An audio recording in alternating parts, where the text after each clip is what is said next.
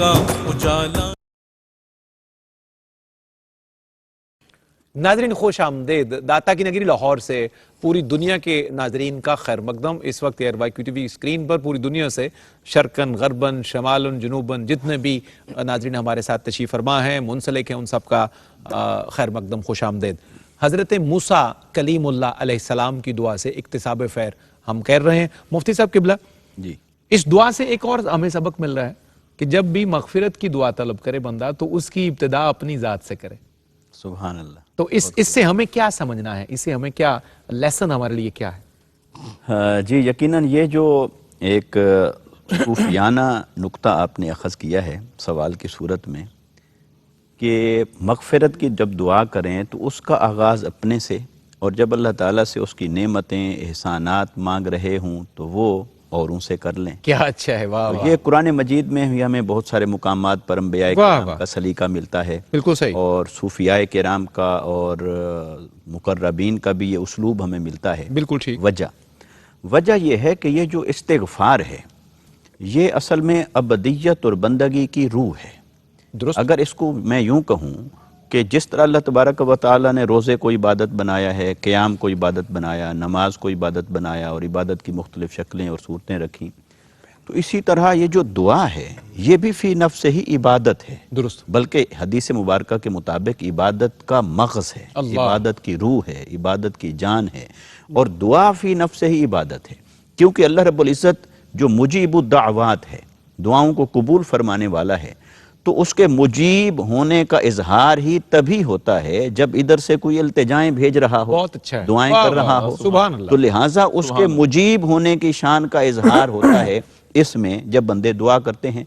और अंबियाए किराम ने दुआएं की, जहां उसमें एक हिकमत ये थी कि उम्मत को तरीका सिखाना था अल्लाह रब्बुल इज़्ज़त के हुजूर दुआ करने का और मुनाजात करने का, वहाँ अपनी बंदगी और अबदियत का इजहार भी करना मकसूद था कि अल्लाह रब्बुल इज़्ज़त के हुजूर इस्तिग़फ़ार को तलब करें। और डॉक्टर साहब ने बड़ी खूबसूरत वजाहत की इस मौका पर, ताकि किसी को गलतफहमी ना हो कि इस्तिग़फ़ार ज़रूरी नहीं कि सिर्फ तभी हो जब गुनाह मौजूद हो या नाफरमानी मौजूद हो, बल्कि ये इस्तिग़फ़ार फ़ी नफ्स ही अबदियत के तकाज़ों में से एक तकाज़ा है।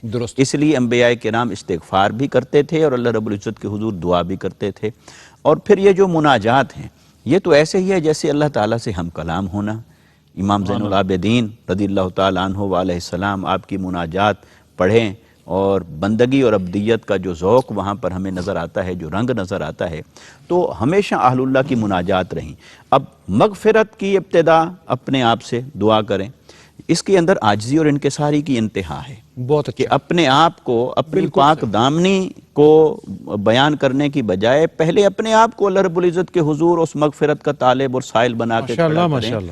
तो इसमें आजिज़ी और इनकिसारी का नुक्ता कमाल है, इसमें अबदियत का इजहार है, और इसमें उम्मत को तालीम देना मकसूद था। तो इन तकाज़ों के पेश नज़र हज़रत मूसा अलैहिस्सलाम ने भी जब दुआ इस्तिग़फ़ार की तो पहले अपना जिक्र किया, बाद में अपने भाई का जिक्र किया, और फिर जमी उम्मत। क्या कहना है, बहुत शुक्रिया मुफ्ती साहब, बहुत शुक्रिया। सलामती हो आप पर। डॉक्टर साहब किबला, इस दुआ के बगौर मुताले से एक और हमारे सामने नुक्ता आता है कि अल्लाह रब्बुल इज़्ज़त की जो शान रहीमी है उसका बड़ा जिक्र है, डोमिनेंट उसमें एक चैप्टर मौजूद है, तो इस पर वजाहत फरमाइए इस बात की। सुभान अल्लाह। अगर हम कुरान और हदीस का मुताला करें, बगौर मुताला करने से हमें मालूम होता है कि अल्लाह ताला ने अपना तारुफ सबसे पहले अपनी शान रहीमी के ज़रिए करवाया। बिल्कुल ठीक। अपने रहम को पहले बयान फरमाया, आगाज़ ही बिस्मिल्लाह, अल्लाहु अकबर, अपनी रहमत को पहले।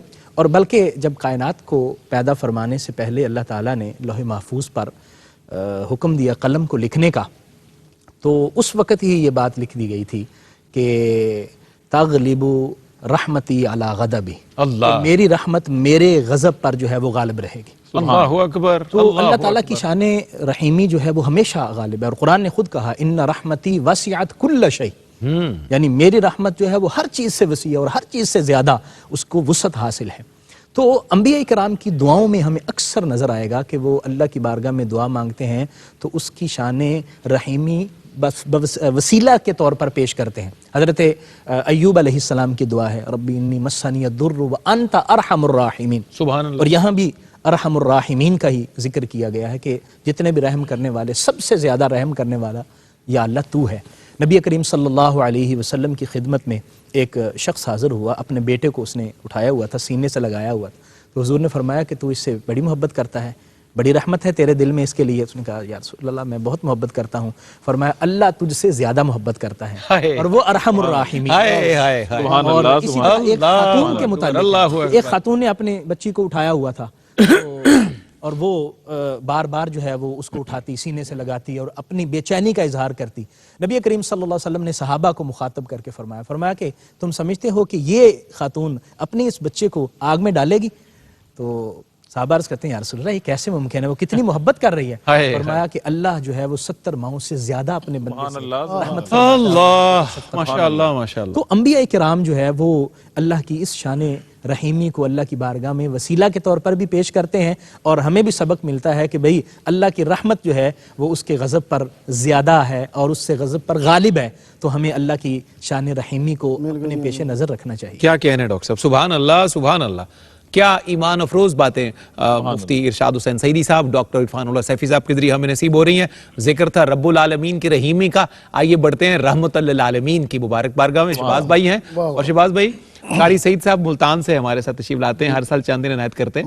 ہمیں ان کی خوشی اس لیے ہوتی ہے کہ یہ بڑا ہی ایکٹیو رہتے ہیں، گفتگو میں بھی بہت پارٹیسپیٹیو ہوتے ہیں، اور ساتھ نعت شریف پڑھتے ہیں اور پورے ذوق شوق کا مظاہرہ کرتے ہیں، اور بڑی مہربانی قاری عبدالغفار نقشبندی صاحب کے صاحبزادے ہیں۔ ہمارا قاری صاحب سے ساری بچپن سے لے کے بڑا محبت کا ٹائم گزرا ہے۔ کیا پیش کیجیے گا تازہ تازہ اس نعمت کے حصول پر کچھ شکرانے کی بات کیسے آپ کرتے تھے، فرمائیے گا۔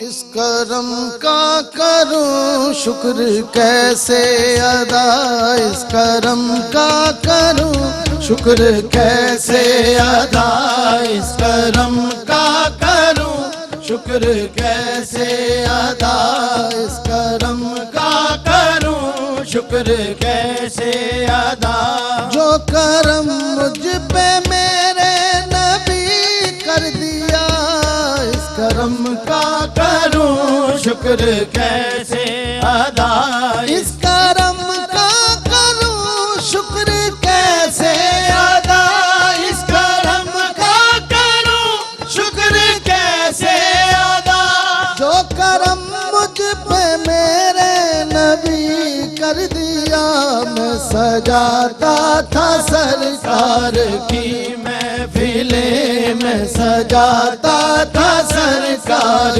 کی محفلیں، مجھ کو ہر غم سے رب نے بری کر دیا، میں سجاتا تھا سرکار کی محفلیں، میں سجاتا تھا سرکار کی محفلیں، لمحہ لمحہ ہے مجھ پہ نبی کی عطا، لمحہ لمحہ ہے مجھ پہ نبی کی عطا، دوستوں اور مانگوں میں مولا سے کیا، دوستوں اور مانگوں میں مولا سے کیا، کیا یہ کم ہے کہ میرے خدا نے مجھے، کیا یہ کم ہے کہ میرے خدا نے مجھے اپنے محبوب کا امتی کر دیا، اس کرم کا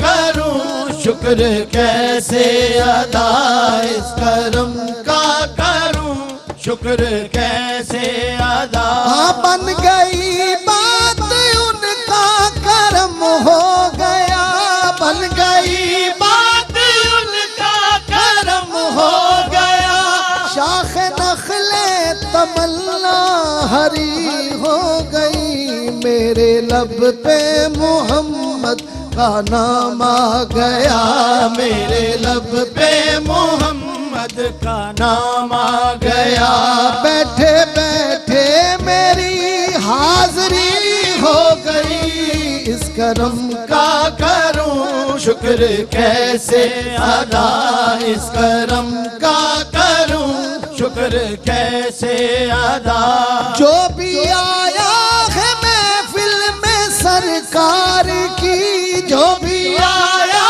ہے محفل میں سرکار کی حاضری میں کو دربار کی حاضری مل گئی، دل کو دربار کی. کوئی صدیق فاروق عثمان ہوئے، کوئی صدیق فاروق عثمان ہوئے، اور کسی کو نبی نے علی کر دیا. اس کرم کا کروں شکر کیسے ادا، مجھ پہ کتنا نیازی کرم ہو گیا، مجھ پہ کتنا نیازی کرم ہو گیا. دنیا کہنے لگی پنج تن کا گدا، دنیا کہنے لگی پنج تن کا گدا.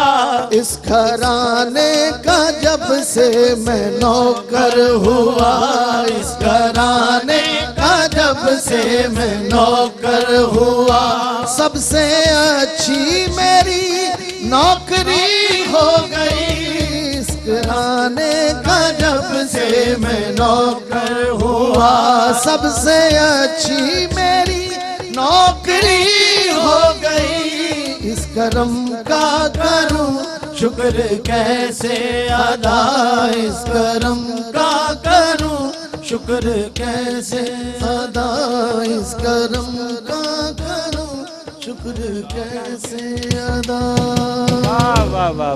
یہ ہدیہ تشکر تھا حضرت عبدالستار نیازی علیہ رحمہ کے لفظ کلمات میں اللہ ان کی تربت پر رحمت فرمائے. اور شکر ادا کرنے کا طریقہ یہ ہے کہ یہ کہتے ہوئے وقفے کی جانب بڑھ جائیں. ہمیشہ مدحت خیر الانام میں گزرے، دعا ہے عمر درود و سلام میں گزرے. سبحان اللہ، سبحان اللہ. ناظرین آپ کا خیر مقدم. داتا کی نگری لاہور سے خوش آمدید پوری دنیا کے ناظرین کو. گفتگو کا سلسلہ سیدنا موسیٰ کلیم اللہ علیہ السلام. آج ہمارا عنوان گفتگو ہے اللہ کے اس عظیم المرتبت پیغمبر کا ذکر خیر. ہمارا موضوع سخن ہے اور یہ ہم فقیروں کے لیے زاد راہ ہے، ہمارے لیے اعزاز ہے، سعادت ہے. اللہ کے فضل کی ایک دلیل ہے کہ ہمیں اللہ کے اس کریم بندے کا ذکر میسر آ رہا ہے. کئی ہزار سال کے بعد حضرت موسیٰ کلیم اللہ کا ذکر خیر کو بھی اللہ تعالیٰ نے اس طرح جاری و ساری فرمایا ہے. مفتی صاحب قبلہ، جی بندوں کا اللہ کی رحمت میں داخل ہونا، اس سے کیا مراد ہے؟ اسے ہمیں اس چیپٹر کو سمجھنا کیسے ہے؟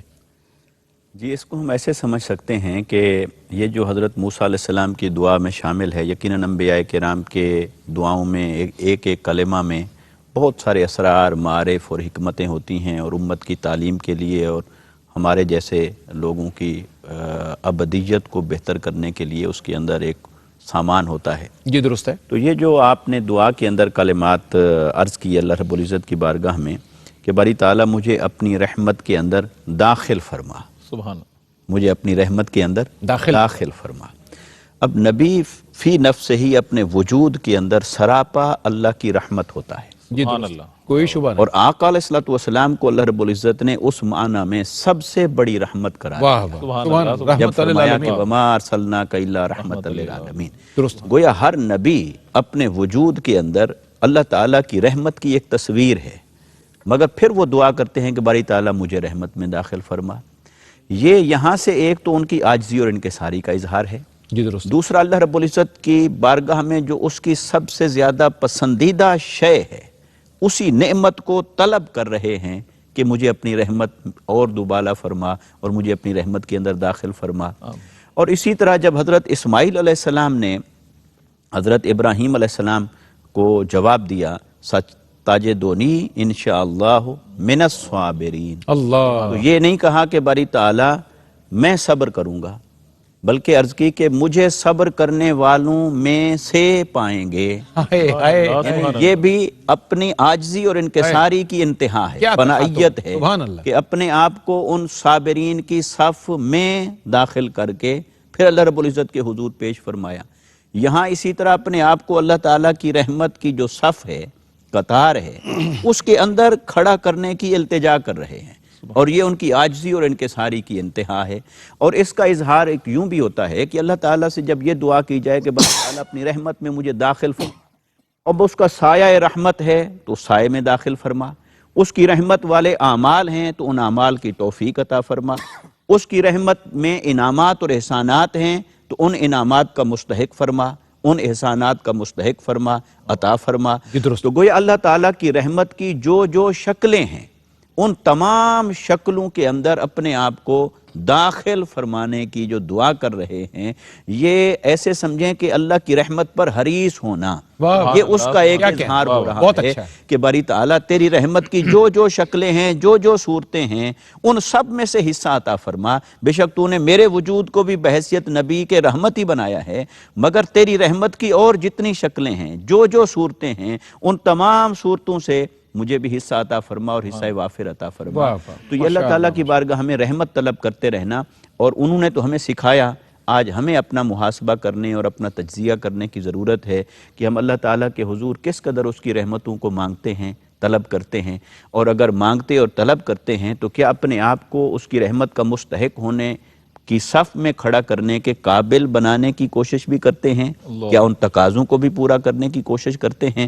تو اس ماہ مبارک کے صدقے سے اگر ہم اپنی زندگی میں ان اخلاق کو لے آئیں، ان اعمال کو لے آئیں، اور زندگی کا طور طریقہ اور اسلوب وہ لے آئیں کہ جو اللہ کی رحمت میں داخل کرنے کا سبب بنتا ہے، تو یہی کچھ وہ مانگ رہے تھے کہ ان تمام اعمال، اخلاق، قول، افعال کے ذریعے سے مجھے اپنی رحمت میں داخل فرما، اور جہاں جہاں تیرا رحمت کا سایہ، سایہ فگن ہے تیری رحمت، ہر اس جگہ کا سایہ عطا فرما، یہاں سے لے کر عرش تک اور یہاں سے لے کر قیامت تک ہر مقام پر اپنی رحمت کا سایہ نصیب۔ کیا کہہ رہے ہیں صاحب، سبحان اللہ، ماشاء اللہ ماشاء اللہ۔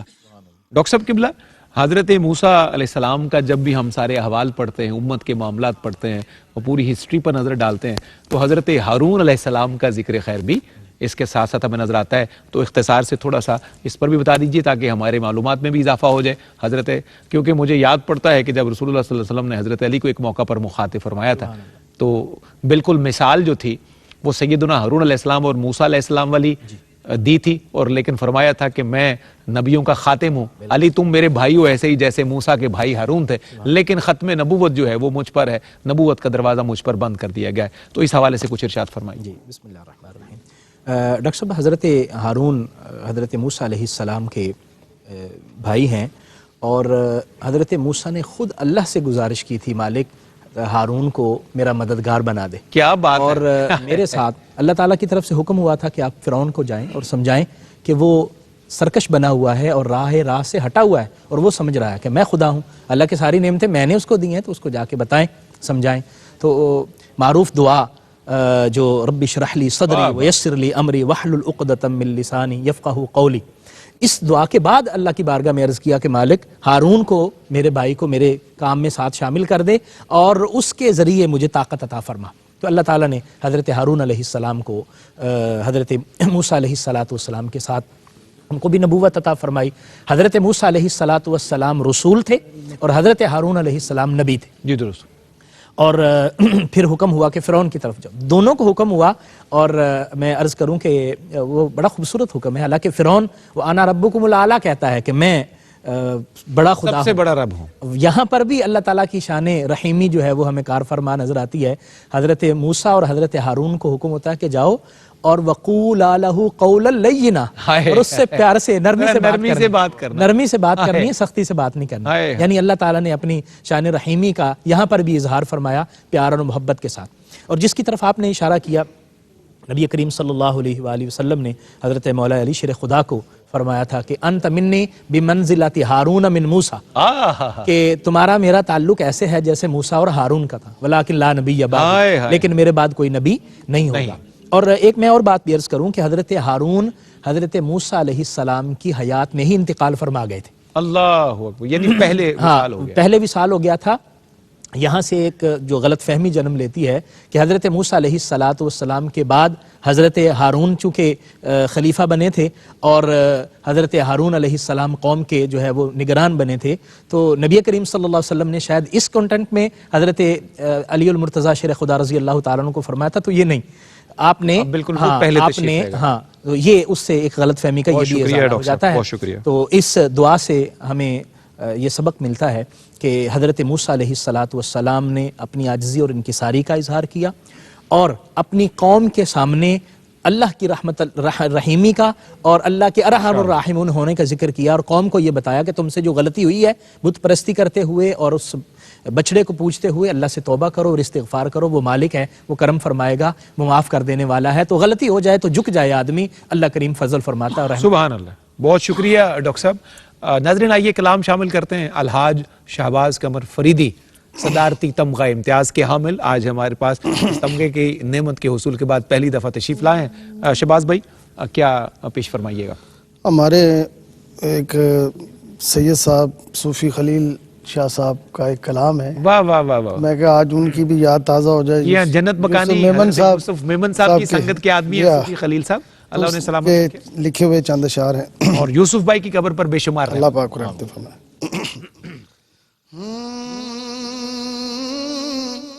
اس طرح بلا لیجئے ایک بار مدینے میں، اس طرح بلا لیجئے ایک بار مدینے میں، اس طرح بلا لیجئے ایک بار مدینے میں، مکے میں کروں سحری افطار مدینے میں، مکے میں کروں سحری افطار مدینے میں، مکے میں کروں سحری افطار مدینے میں، بے کس کا سہارا ہے بیچاروں کا چارہ ہے، بے کس کا سہارا ہے بیچاروں کا چارہ ہے، دکھیاروں کا رہتا ہے غم خار مدینے میں، دکھیاروں کا رہتا ہے غم خار مدینے میں، اس طرح بلا لیجئے ایک بار مدینے میں، مکے میں کروں سحری افطار مدینے میں، یہ دل کی تمنا ہے پہنچوں در اقدس پر، یہ دل کی تمنا ہے پہنچوں در اقدس پر، لاچار کو بلوائے سرکار مدینے میں، لاچار کو بلوائے سرکار مدینے میں، لاچار کو بلوائے سرکار مدینے میں، مکے میں کروں سحری افطار مدینے میں، بھرتی ہے وہیں جھولی ہر کس کی بے بس کی، نادار نہیں رہتا نادار مدینے میں، نادار نہیں رہتا نادار مدینے میں، اے صوفی خلیل ایک دل جا کے میں بھی دیکھوں گا، اے صوفی خلیل ایک دل جا کے میں بھی دیکھوں گا، حسنین کے نانا کا دربار مدینے میں، حسنین کے نانا کا دربار مدینے میں، اس طرح بلا لیجئے سرکار مدینے میں، مکے میں کروں سحری افطار مدینے میں، مکے میں کروں سحری افطار مدینے سبحان اللہ سبحان اللہ آمین اللہم آمین. حضرت یوسف میمن علیہ رحمہ کی تربت اللہ بے شمار رحمت نازل فرما. آمین. ایک وقفہ ہے یہاں پہ ناظرین خوش آمدید. پوری دنیا کے ناظرین کا خیر مقدم. پروگرام کی اختتامی گھڑیاں ہیں اور ہماری کوشش ہوتی ہے کہ ان گھڑیوں میں جو لب لباب ہے سرنامہ کلام اس کا خلاصہ آپ کے سامنے پیش کر دیا جائے کہ پوری نشست میں جو کچھ ہم نے ڈسکس کیا ہے اس کا پیغام کیا بنے گا اور اس کا کنکلوژن کیا ہوگا. میں ڈاکٹر صاحب سے گزارش کروں گا کہ اس کا خلاصہ نشر فرما دیں آج کی نشست میں جتنی بات چیت کی ہمیں سعادت نصیب ہوئی. صفدر بھائی، ایک تو بنیادی چیز انبیاء کرام کی عاجزی اور انکساری وہ اس دعا سے اور آج کے سیگمنٹ میں جو ہم نے گفتگو کی اس سے ہمیں واضح ہوتی ہے جی درست. کہ انبیاء کرام اللہ کی بارگاہ میں حد درجہ عاجزی اور انکساری کا مظاہرہ کرتے ہیں. بالکل امت کو چاہیے کہ ہمیشہ اپنے آپ کو عاجزی اور انکساری میں ہی رکھے. بہت خوبصورت بات. دوسری بات یہ ہے کہ دیکھیں بنی اسرائیل نے کتنی زیادہ نافرمانیاں کی ہیں. اللہ نے جب بھی حکم دیا وہ نافرمانی کی ہے، جب بھی حکم دیا نافرمانی کی، لیکن ہمیشہ بچتے رہے. اس کی وجہ کیا تھی؟ حضرت موسیٰ علیہ السلام کا وجود. تو امتی جب تک اپنے آپ کو نبی کے وجود کے ساتھ متصل رکھے گا تو بچتا رہے گا. بالکل ٹھیک. ہمارے لیے سبق یہ ہے کہ ہم اپنے پیارے آقا کریم سرور کائنات صلی اللہ علیہ وسلم کی مبارک ذات اور آپ کی مبارک سیرت کے ساتھ اپنے آپ کو جوڑے رکھیں. جب تک جوڑے رکھیں گے تو ہر طرح کی مصیبتوں سے بھی بچتے رہیں گے اور دائمی عذاب سے، قبر کے عذاب سے بھی اور حشر کے عذاب سے بھی بچیں گے. اور تیسری بات یہ ہے کہ ہمیشہ اللہ تعالیٰ سے ہمیشہ اس کی خیر اور رحمت مانگتے رہنا چاہیے. اللہ تعالیٰ سے عدل کی اور انصاف کی بات نہیں کرنی چاہیے. بعض ہم کہتے ہیں نا یا اللہ تو انصاف فرما، یا اللہ تو عدل فرما. نہ عدل جو ہے وہ جب اگر ہوگا تو ہم مارے جائیں گے. ہمیشہ اس سے اس کا فضل مانگیں. نبیوں نے ہمیشہ یہی کیا ہے اور اللہ کی بارگاہ میں یہی عرض کی مالک تو ارحم الراحمین ہے، تو رحمت فرما. تو ہمیشہ اللہ کی بارگاہ سے رحمت مانگتے رہنا چاہیے کیونکہ رحمت ہی وہ چیز ہے جو ہمیں دنیا میں بھی راحت اور سکون عطا کرے گی اور آخرت میں بھی راحت اور سکون عطا کرے گی. اس لیے کبھی بھی اللہ تبارک و تعالیٰ سے اس کا عدل اور اس کے انصاف کی بات نہ کریں، رحمت ہی مانگے. اور جب رحمت کرے گا تو انشاءاللہ پھر ہمارا بیڑا پار ہوگا. بہت اچھا، بڑی نوازش. سبحان اللہ. بڑا ہی خوبصورت پیغام ہے جو ترتیب وار 3-4 نکات کی صورت میں ڈاکٹر صاحب نے نشر فرما دیا. میں انتہائی ممنون، متشکر، شکر گزار جناب قاری محمد سعید نقشبندی صاحب آپ کا، ڈاکٹر عرفان اللہ سیفی صاحب آپ کا، الحاج شہباز قمر افریدی صاحب آپ کا، اور آپ کی ٹیم کے جو جوان ہیں منور و کیسر و مدثر، آپ تینوں کو بھی بہت شکریہ. اللہ آپ کو خوش رکھے. نعت شریف کے چند کلمات پیش کرتا ہوا جناب الحاج شہباز قمر افریدی صاحب سے آج کی اختتامی گھڑیوں میں کلام سنیں گے اور پھر داتا کی نگری لاہور سے حضرت عبداللہ شاہ غازی کی سرزمین کراچی کی طرف محمد رئیس احمد سلسلہ کلام کو آگے بڑھائیں گے. حاج صاحب یہ ہمارے ایک دوست ہیں، بڑے نوجوان خوبصورت لکھنے والے وحید انصاری، گجرانوالہ سے ان کا تعلق ہے. بہت خوبصورت کلام ہے اس نوجوان کا. ان کے چند اشعار آپ کی موجودگی کا فائدہ اٹھاتے ہوئے ڈاکٹر صاحب اور سعید بھائی اور ناظرین کی سماعتوں کی نظر دیکھیے گا. پہلا شعر جو ہے وہ آپ کے اور میرے حسب حال ہے. آپ نے 25-30 سال سرکار کی نعت کی نوکری کی ہے. دیکھیے یہ پہلا مصرع جو ہے وہ آپ کی اس پوری نوکری کی تصویر کشی کر رہا ہے. سنیے. جو یہ چاہیں کہ شب غم سے رہا ہو جائیں، جو یہ چاہیں کہ شب غم سے رہا ہو جائیں، وہ بس ایک کام کریں محو ثنا ہو جائیں. سبحان اللہ. سبحان اللہ. اللہ اکبر. جو یہ چاہیں کہ شب غم سے رہا ہو جائیں، وہ بس ایک کام کریں محو ثنا ہو جائیں. اور شہباز بھائی شعر دیکھیے. اتنا ہو جائے یہاں شاہ کا آنا جانا. اللہ اکبر. اتنا ہو جائے یہاں شاہ کا آنا جانا، میری آنکھیں میرے آقا کا پتہ ہو جائیں. سبحان اللہ. سبحان اللہ. اللہ اکبر. میری آنکھیں میرے آقا کا پتہ ہو جائیں. کیا بات ہے. اور ڈاکٹر صاحب قبلہ ان کے دربار سے خیرات ثنا کے طالب، ان کے دربار سے خیرات ثنا کے طالب، کوئی ہو جائیں حسن کوئی رضا ہو جائیں. اللہ اکبر. سبحان اللہ. ان کے دربار سے خیرات ثنا کے طالب، کوئی ہو جائیں حسن کوئی رضا ہو جائیں. رب سرے حشر کہے گا سوئے خلد رواں، رب سرے حشر کہے گا سوئے خلد رواں، شہر سلطان دو عالم کے گدا ہو جائیں. سبحان اللہ. سبحان اللہ. شہر سلطان دو عالم کے گدا ہو جائیں. کیا بات ہے. اور بھائی صاحب میرے اور آپ کے عقیدے کا شعر، سب کے عقیدے کا شعر. ان کی اوقات ہے کیا در زہرا پہ، در زہرا پہ دے صدا. پھر سنیے گا. ان کی اوقات ہے کیا دے در زہرا پہ صدا. ان کی اوقات ہے کیا دے در زہرا پہ صدا، کیوں نہ سب درد و علم پل میں ہوا ہو جائیں، کیوں نہ سب درد و علم پل میں ہوا ہو جائیں، پل میں ہوا ہو جائیں۔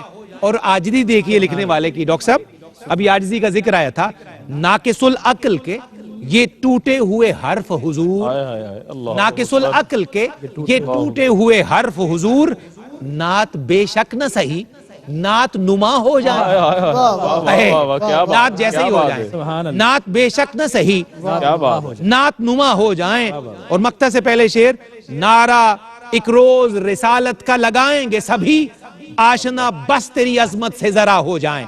اور مقطع ہے جناب وحید انصاری کا، دیکھ لیں تجھ کو جو کملی میں سرے حشر وحید، پارساؤں کے تو اوسان خطا ہو جائیں، ہائے ہائے ہائے، دیکھ لیں تجھ کو جو کملی میں سرے حشر وحید، پارساؤں کے تو اوسان خطا ہو جائیں، خطا ہو جائیں۔ جو یہ چاہیں کہ شب غم سے رہا ہو جائیں، وہ بس ایک کام کریں، بہوے ثنا ہو جائیں، شہباز بھائی کی طرح نعت میں مستغرق ہو جائیں۔ جی واہ واہ، ایک نئی نعت ہے، بسم اللہ، میں بھی چاہ رہا ہوں کہ ایک بس انترست آئی، اس کے بعد پھر منقبت ہی پڑھوں گا میں۔ بسم اللہ۔ بات ہر وقت طیبہ کی جاری رہے، آپ کے در پہ میں آتا جاتا رہوں، بات ہر وقت طیبہ کی جاری رہے، آپ کے در پہ میں آتا جاتا رہوں، جب بھی ہوں غم کی تاریکیاں چار سو، میں درودوں کی شمع جلاتا رہوں، میں درودوں کی شمع جلاتا رہوں، میں درودوں کی شمع جلاتا رہوں،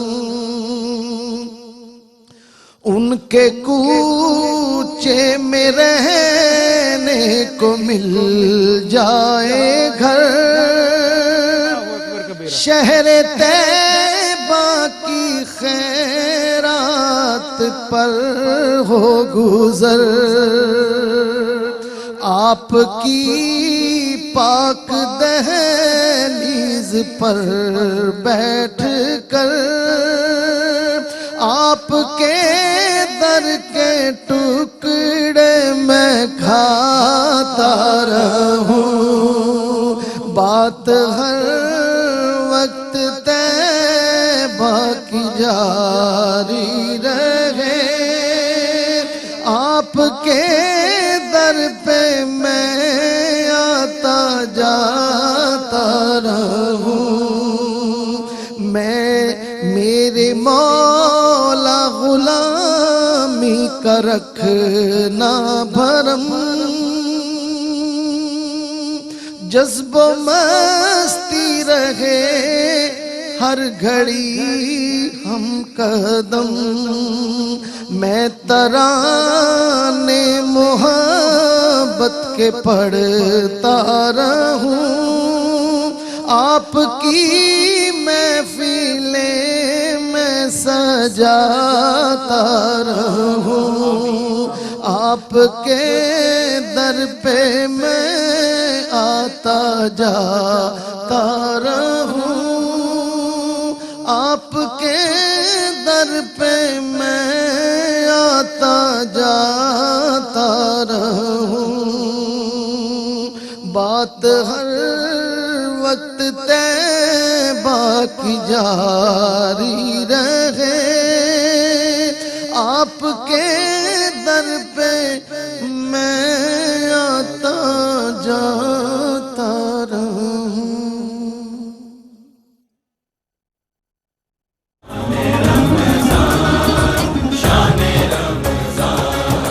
شان